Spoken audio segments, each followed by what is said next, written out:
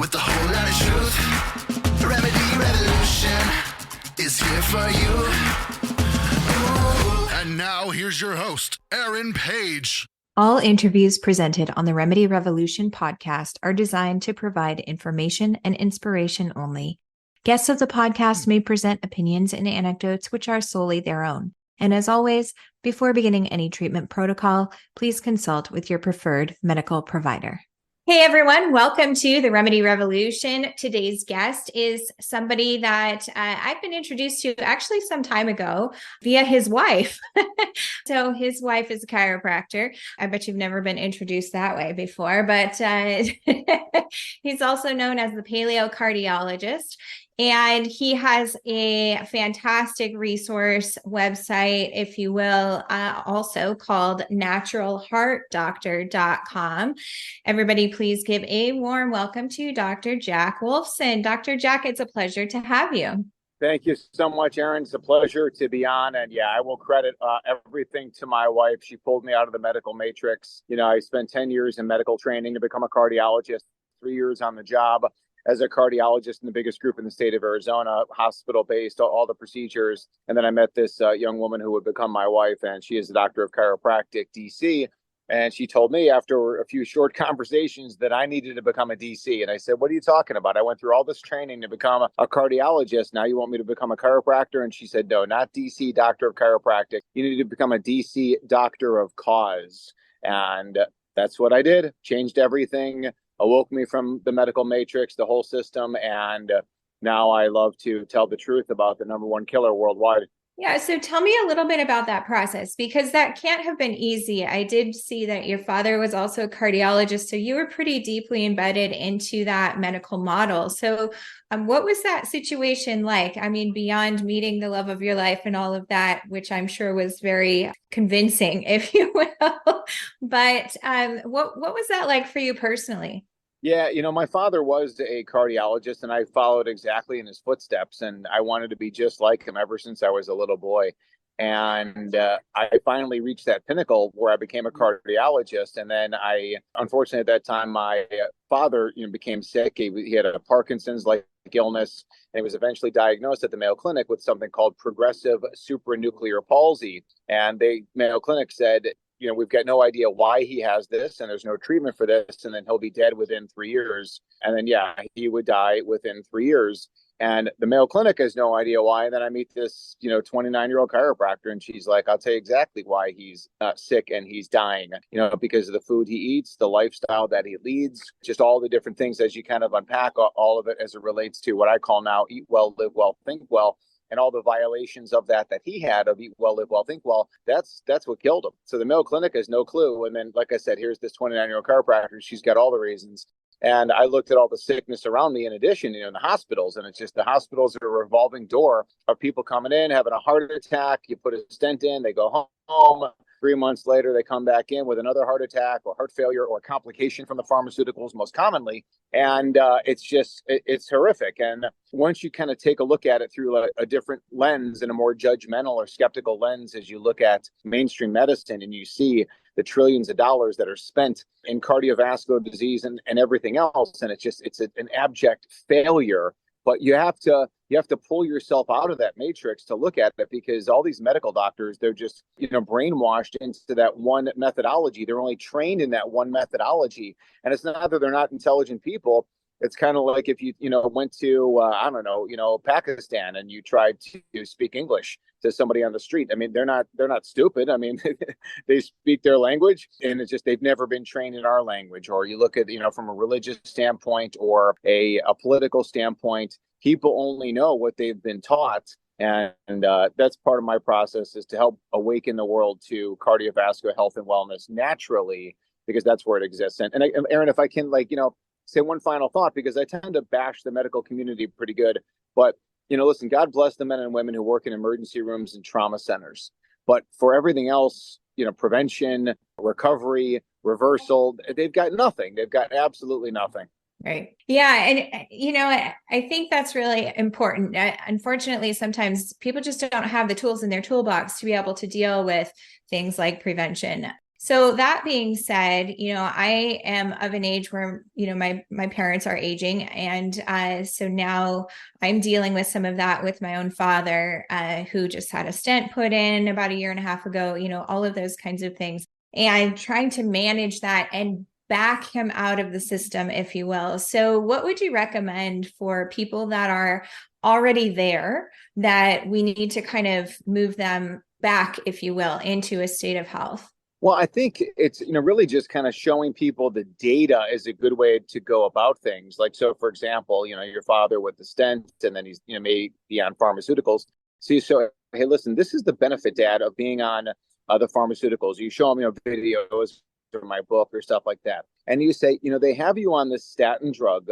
And the literature tells us that statin drugs can reduce your risk of having another heart attack on an annual basis from 3% to 2.5%. And you would say, Dad, if you look at that, which is the data, is that good enough for you? Or, I heard about this guy or this method, which is called nature or natural, because the goal, Dad, is not to reduce your risk from 3% to 2.5%, it's to reduce it to close to 0%. Right. We know that mainstream doesn't do that.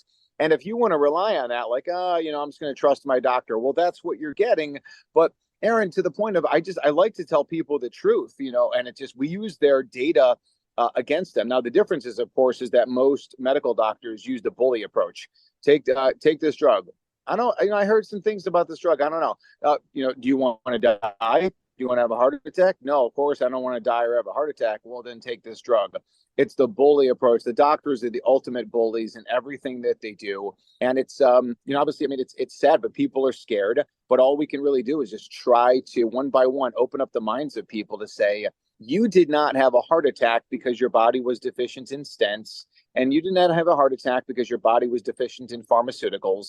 It happened for a reason. And if we want to prevent it again, we have to go after the cause. And the cause are the violations of eat well, live well, think well, provide people the truth, and then it's up to them to do something about it. But at least we told them the truth, right? Right. Definitely. So one of the tenets of some of your program has to do with sleep. And I found that really important as well. So I know a lot of people, so I work primarily with pediatric special needs children and their parents. And so lots of parents are, and I know you are a parent as well, are overworked and very much underpaid.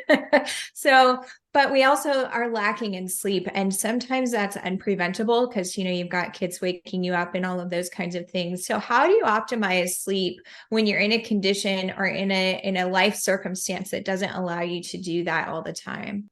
Yeah, that's certainly, very difficult, when you are a parent of special needs or you're just a parent in general, right? Especially in those early years. I've gone through it 4 times and, my wife, sleeps in bed with our soon to be 3-year-old and our 6-year-old, and they toss and they turn and they kick and our kids they were not good sleepers for a whole variety of reasons. But it's extremely difficult. And I guess for me there is a light at the end of the tunnel for parents whose children have special needs. There really is not, in the sense of it is somewhat of a lifelong commitment. And I'm not going to pretend to I know what those parents go through.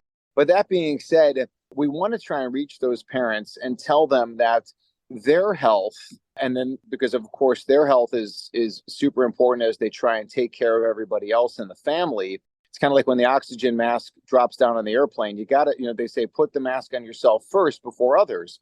You got to take care of yourself first before others, because you may not be around to be able to take care of them. And again, I know it's not something I have experience with in that sense, but it is important. So trying to get parents to understand how critical it is. So yeah, maybe like when the day is done and their child is finally, asleep, that you don't all of a sudden pick up and get on, just don't do stupid activities like getting on social media to decompress, or having a glass of wine to decompress, or watching TV. Like, go to sleep. You really have to make every effort to get that sleep, to get that physical activity, to get that sunshine, and adhere to the healthy nutrition. Now, of course, if you finally get to bed at 1 o'clock in the morning after a very stressful day, the last thing you're looking for is, a broccoli salad or, a can of sardines or liver, like liver snacks.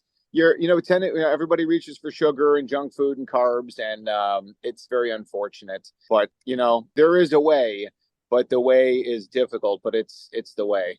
Yeah, absolutely. So I know one of the things that you had recommended is to ensure that you are doing the best you can to eat organic or real food, as I like to call it. Everything else is, has been bastardized and, injected with things and all kinds of stuff. So are there specific techniques that you found to be able to do that a little bit easier? Yeah, that's a great question. I do want to make that point that, no matter what diet you're on, vegan, vegetarian, paleo, keto, carnivore, or the standard American diet, just make it organic. Just make it organic. If ice cream is your thing, if you're like, hey, listen, Wolfson, it's easy for you to say, but my life is this. Okay, fine. If you're going to do ice cream every night, like millions of Americans and obviously so many around the world do, just get organic ice cream. Get Strauss's free-range grass-fed ice cream. Yeah, it's more expensive, blah, blah, blah. But at least you get everything that you love and none of the chemicals. Now, I'm not recommending ice cream, but again, if you do that, just make it organic. If you eat chocolate, make it organic. If you eat cookies or cupcakes, make it organic. And the things about me, Erin, and my wife and our 4 children is that we do eat sugar and it's organic. We try and keep it to a minimum. And if we use sugar or sugar products, we use honey in that endeavor. So we don't do any kind of, changed, any kind of even organic sugar. So it's honey. But that being said, we also focus on the foods to eat. So we focus on 100% organic, which we follow. Number 2, we eat a lot of seafood. Number 3, we eat a lot of nose to tail animals, of course, ethically raised, typically bison, for example. So we eat bison heart and liver, and kidney and some of the muscle meat and some of the blends. And then we're always gluten free. So we never break those rules. We are always 100% gluten free. We're 100% organic. And then, like I said, we eat the seafood and the animal products, nose to tail. And I think if we focus on those foods and focus on eating those foods, then a lot of the bad stuff doesn't really come into play quite as much. There's not as much room for the other things when you're satiated by the foods that I mentioned. So I think it works out very, very, very well. Yeah, and I think you brought up a great point. So I've been gluten-free for 17 years now, I think. And a lot of people say to me, gosh, that's so difficult. Or they say, well, I'm not allergic to gluten. And to me, it's not the gluten that's necessarily the problem. There's so much that is put into our conventional wheat products that is very detrimental to our health. So maybe you could speak a little bit about that. Yeah, it's first of all, gluten is not, gluten is the sticky protein found in wheat, barley, and rye. It's always processed whenever it gets into your system. So if you're like, oh, I don't eat processed food, well, then by definition, you don't eat gluten or wheat or any of those other products. So I do believe that gluten in and of itself is highly toxic. It is the glue to the body, and there's nothing nutritionally valuable in there that you need that you can't get from the other foods that I mentioned. So we don't need that. Is there a time and a place for a cheat? Yeah, gluten-free pizza or gluten-free snack or something like that. Yeah, I guess so. Life is to be enjoyed, and if you go to a party, with your kids and they're all having, they're having some kind of like, cake that they got at, Walmart or whatever, or Costco, and your kids are eating a gluten-free organic muffin, or cupcake, I don't have a problem with that. Yeah. But it's really not necessary at all. To your other point, though, I think that, glyphosate and a lot of the chemicals they spray on conventional pesticide, grains and produce, I think are definitely a problem. We do a lot of gluten testing and leaky gut testing, a company called Vibrant Wellness. And we see a lot leads to inflammation, oxidative stress. Inflammation, oxidative stress not only lead to childhood disorders, but also to adult disorders, including cardiovascular disease. So, ultimately, there's just no need for it. We can definitely get rid of it.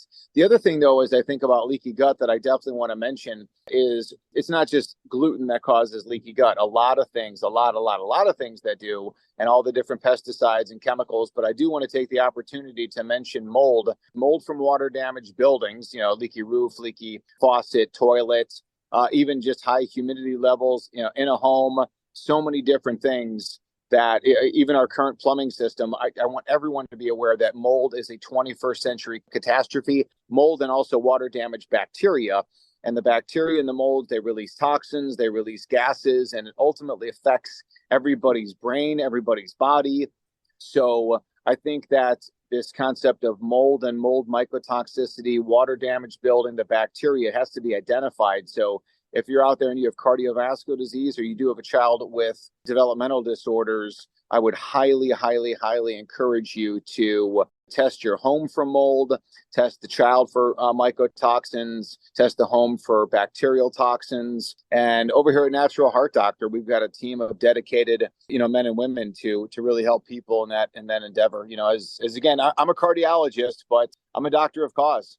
Yeah, I think that's really important. So, many of my clients come to me and these kids are so hyper reactive so that they can't even walk into a store that is moldy, and I get the same way actually. In some of the big box stores, you walk in and it could be mold. It could also be some of the off-gassing from the various products that they have on the shelves. But, immediately get, this kind of wave of brain fog and just feel very ill in general. And I have to leave. I can't be in those kinds of stores. And so I think that's a really important point. If you're noticing those kinds of things, definitely consider mold or mycotoxins as an issue for sure. Yeah, women are the canaries in the coal mine, really, is that, and I think it just kind of goes to our evolutionary biology, God-given biology, creative evolution, whatever. I like to kind of preface that because that's what I believe in, creative evolution, me personally. But I guess what I want to say on that is that women are those danger detectors, because the female body would want to detect that, because if the female body was sensing danger, it would be a bad time to get pregnant. So the women are just more in tune, with that. So again, the women notice the smells, the chemicals, they get the brain fog, they get the headaches. They just know like something doesn't feel right, like danger alert, danger alert. And ultimately, I think it tells the women like to get out of that environment, because it's just not a good place if you're pregnant or if you're going to get pregnant. I think that's incredibly important. Now, that being said, the men, they're also affected. They're affected to the same degree, but just they're not quite as symptomatic or what they notice. So the woman gets brain fog, the man has erectile dysfunction or low libido. The woman has like a skin rash and the man has a heart attack, or a stroke or high blood pressure. And I think that this really is an unknown cause of obesity or being overweight and stuff like that, where women just like, they're not eating the foods, they just can't shed the weight because these environmental, these mold mycotoxins, bacterial toxins interfere with that process.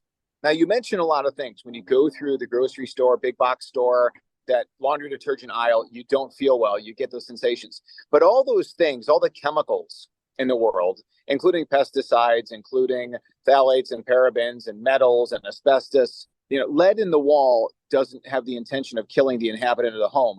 Mold does. Mold and bacteria wants to survive. It is a living, breathing organism that wants to survive. So it sends out its Army, Navy, Air Force, Marines in order to mess up your brain, in order to mess up your system, so it gets rid of you.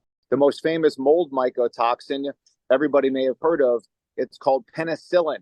The penicillium mold releases penicillin to kill bacteria. That's how it was discovered. There's multiple examples in the pharmaceutical industry of them harnessing mold mycotoxins to get the job done. Please test your home, test yourself, test your children. Do not think for 1 second your home is not affected, because it's just the home is guilty until proven innocent.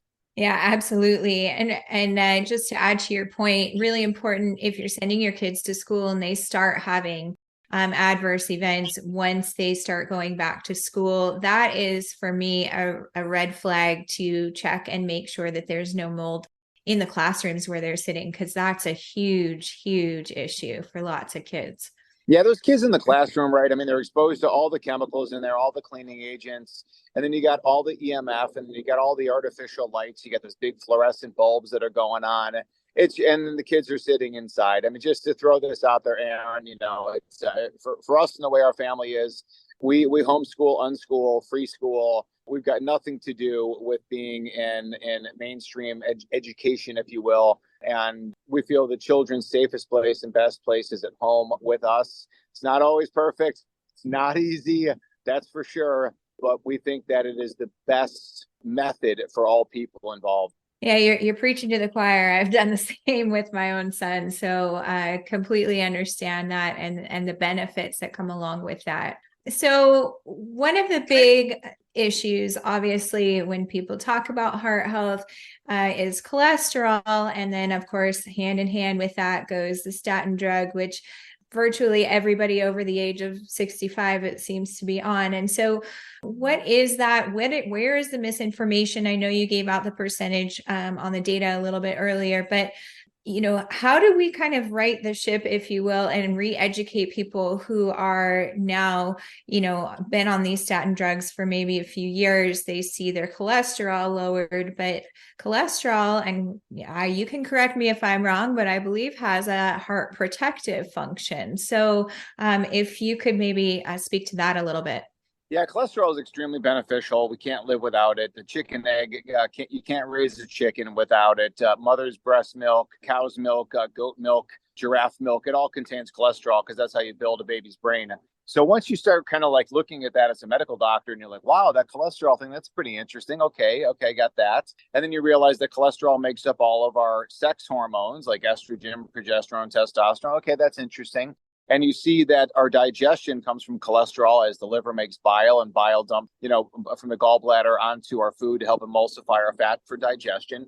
And then you realize that every single cell membrane, or the fence that surrounds every trillions of cells in the body, is loaded with cholesterol. So now you start to understand how important cholesterol is. And then you start to look at how the whole thing unfolded, vilifying cholesterol since the 1960s. And it was really just done in conjunction. It's big pharma, big agriculture, big box, retailers, Quaker Oats, Nabisco, Kellogg's, and how all things conspire to make us sick. And it's conspiratorial, but it's interesting when those of us who believe in conspiracies eventually when they're proven true. So, as it relates to that, it's cholesterol.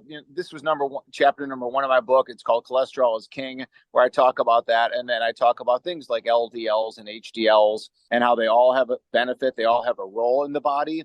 And then talking about other markers, which I think, Aaron, the most important thing if we're going to look for markers of sickness or health is markers of inflammation.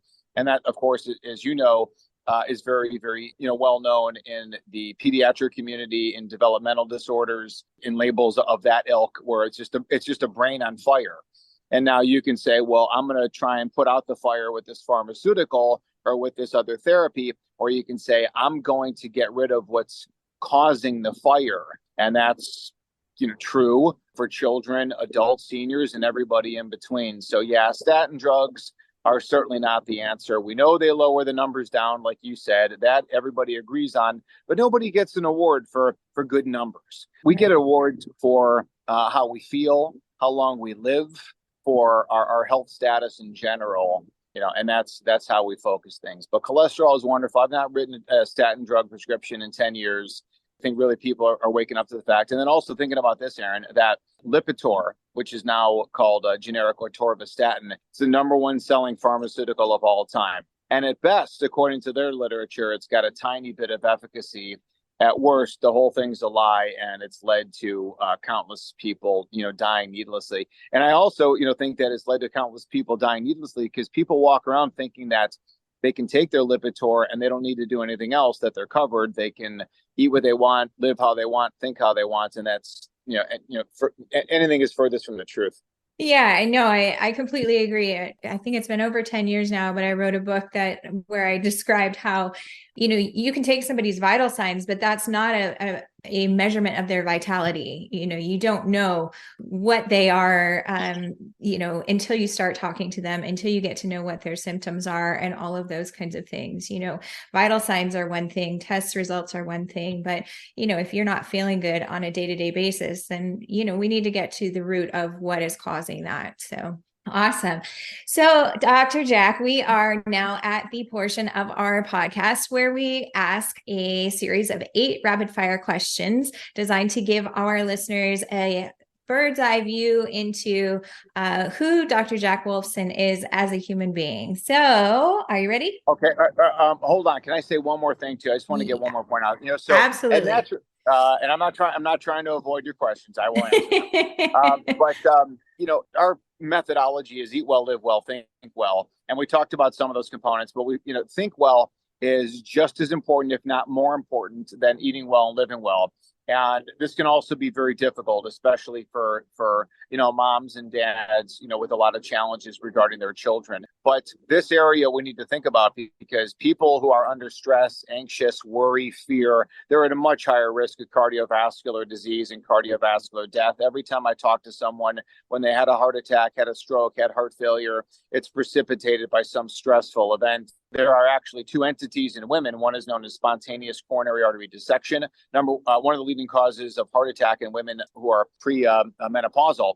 And then again, it's a heart attack related to stress. The other is what's called Takotsubo cardiomyopathy, which is heart failure related to a stressful, event or series of stress. So we have to really work on that component of thinking well. I understand it's not easy, but understanding the importance of it really, where we have that sense of self-acceptance and self-worth and passion and purpose, gratitude, spirituality, but also the sense of community. And I think what you've done just in our short communication here, I can sense that you've really helped to foster a lot of that community.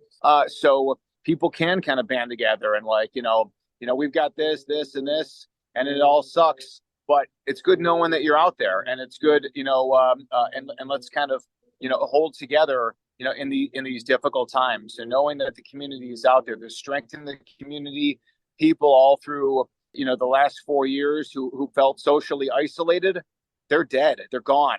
This is well known that people who identify themselves as socially isolated, they don't live as long as those in a strong community. So hopefully that's a little additional information for everyone to think well. And I'm ready for your rapid fire whenever you are. All right. All right, Dr. Jack, if you could choose only one natural remedy for the rest of your life, what would that be? The natural remedy that I would choose would be organ capsules. Organ capsule, encapsulated liver, heart. That we have a product like that, a natural heart doctor called Kickstart My Heart. That's personally what I would use. Tough question, though. It's a tough question, right? That's a real tough one, but I'll go with that one. Awesome. Tell us something most people don't know about you.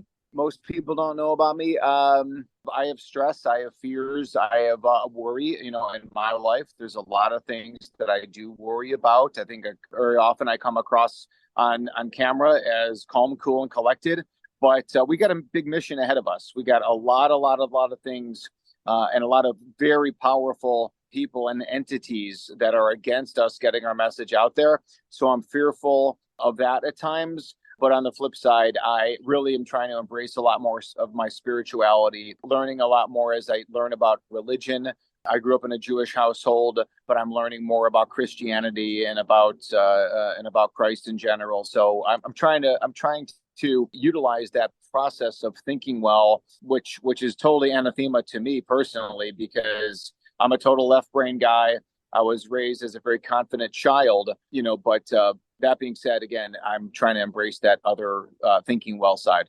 Absolutely. Dr. Heal Thyself, right? Number 3, if I were to compile a playlist of happy music, what song might you suggest be added? What song? Oh, there's so many great songs. I totally love music. And now that you ask that, I'm showing you in the audience that I did not prep for this. Wow, on the moment, I'm going to say anything from the Eagles, but I'll kind of go with Take It Easy, maybe just the title of Take It Easy, pretty good. Another one, anything by Pearl Jam would be high on my list. I Am Mine, maybe. Awesome. Very cool. Yeah, I think in high school, I listened to the Hell Freezes Over album on repeat while I was doing homework. So very cool. All right. What's your favorite guilty pleasure? You're young. Hell Freezes Over was much later in my career. My favorite guilty pleasure. Okay, so I have it right here. I'm gonna confess to everybody right here, and it happens to be right here. So I got this. And I do got these organic blackberries here. So, nice. This product here from this company called Honey Mamas, they have a ton of different flavors. Here's the ingredients. Ready? Ingredients: organic raw honey, organic coconut, organic unrefined coconut oil, organic alkalized cacao powder, Himalayan pink salt, and peppermint oil. That's what this is. So the sweetener is the organic raw honey. So I'm pretty cool with that. I'm not going to bother, talking about like the total of servings and stuff like that. But as far as like a guilty pleasure, I think that would be kind of up there. Awesome. Yeah, chocolate for sure is one of mine as well. Okay. What's the most influential book you've ever read? I would say that it's Ayn Rand, Atlas Shrugged. And I am a libertarian, financial libertarian. I like to give. I'm a very giving person to charities. I don't like to have my money taken from me by the government. But to that end, it really just stems into freedom, and the freedom twofold. The freedom, number one, to ask questions, the freedom to have these conversations, the freedom of speech, and then number two, the freedom of healthcare decisions over what I want to do with myself and my family. If you want to do whatever you want to do, what I would say is, hey, listen, you want to poison your kid? I guess that's up to you. And to me, I think, we can get into conversations about what I feel is child abuse or the different levels of child abuse by feeding them and them living wrong and stuff like that. But if we can get very deep, again, it's because people that just don't really have the fund of knowledge. And that's where the freedom of speech comes in, to be able to tell people. So, one of your concerns about, recording this podcast, with me is, well, what happens, on, if we put this up on the social media, how does it get flagged? That's the problem. That's the problem in everything. Freedom of speech is always key, but that's a big, massive debate. But that was kind of Ayn Rand. And then the other thing I read, if I may give you two, which I know you probably hate. Sure. I said one, and everybody gives me three. I get it. But from a health standpoint, Weston A. Price, Nutritional and Physical Degeneration, just a spectacular book of just, wow, that makes common sense, where the paleo lifestyle, paleo nutrition, hunter-gatherer foods are the way. That's it. Just, any kind of, anthropology, paleontology text that talks about that. It's just everything else after that is just kind of deep dive science, basic fluff. It's just, you don't have to be a doctor to, or go through 20 years of medical training. You just got to understand common sense of how our ancestors lived since the dawn of time. And don't tell me they died when they're 30, because read his book and you'll see they didn't. Yeah, absolutely. Yeah, Weston A. Price, I'm a big fan too, Awesome. Very cool. So what does the word revolution mean to you? Revolution means to me, it means truth. It means freedom. It means health. It means wellness. It means family. It means community. It means longevity, clarity, vitality. That's what it means to me. I know that somewhere in the word revolution backwards is the word love. So I'll go with that. Awesome. And what does the word remedy mean to you?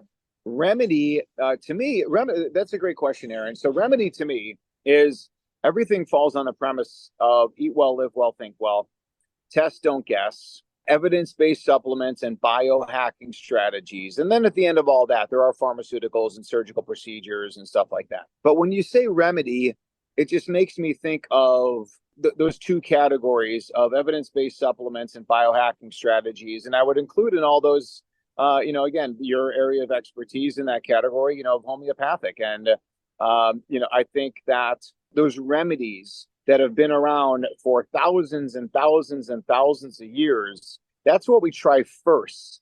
And if we can get that out there to the world and say, hey, there's a lot of natural remedies out there, a lot of natural treatment strategies that are out there, embrace those first and look into pharma last. Absolutely. My talk at Autism One this year was making the case for homeopathy as a first-line intervention. So you're speaking my language. Awesome. And then lastly, if you could impart one piece of wisdom onto our listeners, what would that be? Just the confidence in your body, the confidence that your God-given and God-created body can handle this. If you think about how we got here, God created plus minus evolution, and we are absolutely spectacular humans. We can run and jump and feel and think, and we can, in the case of men and women, we can make babies. Like, our bodies are genetically perfect, and our genetics are perfect until man-made lifestyle and chemicals, and I'm blaming the men on this one, Aaron, but the man-made chemicals and poisons that mess everything up. And yeah, that starts before conception. It happens in utero. It happens in those early formative years. It happens all along the way, but we are not genetically programmed to be sick. After all these years of evolution, after all, God has done to create who we are, we're perfect. And if we can embrace that perfection and say, I'm going to give the body what it needs, take away what it doesn't, that's the only strategy we have available. That's all that we have. Absolutely. 100%. So Dr. Jack, once again, where can people find you? Yeah, if people are interested, come on over to naturalheartdoctor.com. We've got a lot of information, health and wellness, certainly as it relates to cardiovascular disease. We're the worldwide leader in cardiovascular health. Mayo Clinic, Cleveland Clinic, Texas Heart Institute, they're the worldwide leader in cardiovascular disease. We're the health area over here. And if you want the 100-year heart, make a visit. 100%, 100-year heart coming right up. All right, everybody. Thanks so much for listening. Take care.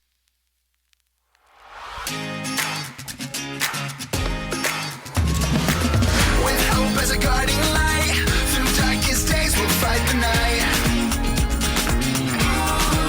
With a whole lot of passion, with a whole lot of truth, Remedy Revolution is here for you.